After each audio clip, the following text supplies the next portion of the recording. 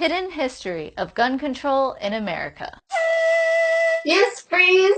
Since the early days of colonial America, the right to bear firearms has been a foundational norm. However, often missed is the fact that this principle was not applied to those deemed unequal or untrustworthy by governments. As a result, throughout America's history, discriminatory restrictions on firearm ownership have been racially motivated. Colonial America. In the 16th and 17th centuries, almost all of the colonial governments required adult white men to possess firearms and ammunition and to carry them on their persons when attending public gatherings such as town meetings and church. While white male ownership was encouraged, most colonial governments did, however, restrict blacks from possessing firearms. 1857, the Dred Scott case. In one of the most prominent cases on racial discrimination, U.S. Supreme Court Chief Justice Taney ruled against giving the descendants of African American slaves the rights of citizenship to sue in federal court. When deciding whether slaves were considered citizens, Taney noted that if the descendants of African American slaves were given full citizenship, they would have the ability, and I quote,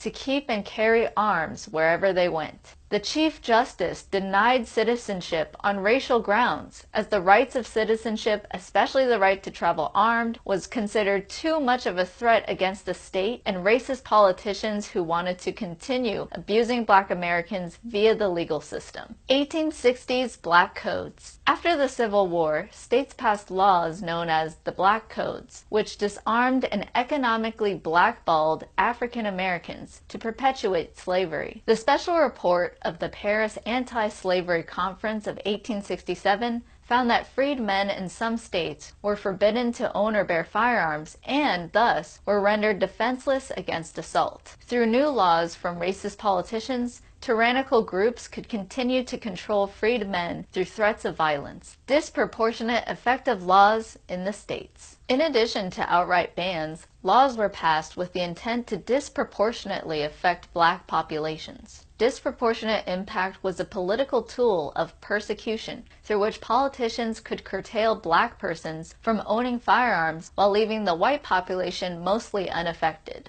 As most Black persons in America did not have the chance to build wealth due to slavery and harsh discrimination, any regulations based on wealth or legal system access more heavily affected the newly freed African American population. One such law was Tennessee's Army and Navy Law of 1879, which banned the sale of belt or pocket pistols or revolvers or any other kind of pistols except Army or Navy pistol brands, which were some of the most costly models at that time. The law effectively outlawed smaller guns such as derringers and small caliber rimfire revolvers, the kind of handguns that would be more accessible to lower income Blacks. New York passed the Sullivan Act in 1911, which required individuals to obtain a license to carry a handgun. The law, still in effect today, gives the discretion of granting a license to the whims of police. The law was originally aimed at Italian and Irish immigrants who were considered lower-class persons by those in power, but also disproportionately affected Blacks in New York. In 1941, Florida Justice Buford concurred in overturning a man's conviction for having a pistol in his car, noting that laws against having a pistol in a carriage without a license were built upon racist grounds.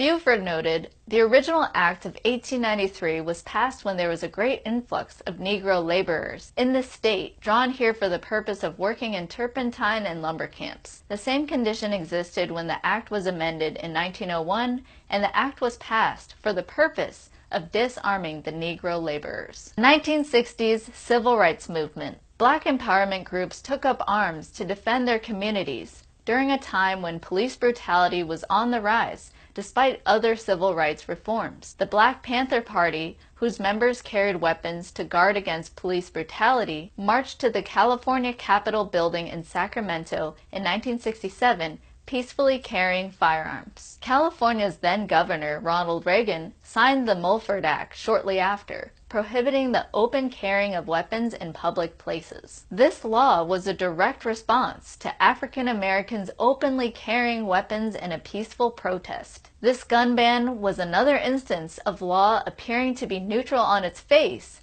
but having an intentionally disproportionate impact against Black communities. In conclusion, people who are economically and socially disadvantaged are burdened by gun control laws, and they suffer, as did African Americans historically, and as do all those today who are persecuted by the state over victimless activity. Don't let the government take away the right to the most precious first line of self-defense, the right to bear arms. Without the right to defend ourselves and our loved ones with sufficient stopping power, we will become slaves to criminals. End discrimination against individual liberty. Support freedom for all. Thank you for watching and for supporting my work. And a special thank you to my fiduciaries, the Asian capitalists, Zach Lakowski and Crawford K. McDonald of ECM Real Estate Group. To help choose the next video I produce, join my Patreon page at the Philosopher's Boba Tea level. See you soon! Yes, Freeze!